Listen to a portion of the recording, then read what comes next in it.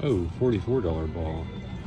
This machine's been going berserk. It's on a payout mode right now. I've been just crushing this machine. I've got about $1,500 just in getting the green helmets and all my bonuses so far. Double piece, 27 and 15. I didn't even get the Anvils yet, but we're gonna get those for sure. They're coming. Be a massive payday. Finally, I've been getting crushed on these fucking games. So I've been backing off. $16 ball, that might be it. We might get one more maybe. Just because of this $44 ball, I might drop one more, or maybe not. Probably not, but that's okay. It's a lot of firepower I got here. We got 3 $500 tickets printed and we're working on another one. So, fantastic day I'm having, finally. Thanks for watching, everybody. Please like and subscribe.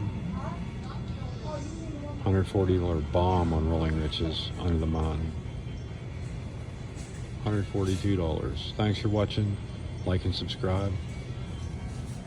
And we'll see you on the next video. Hopefully it's with them.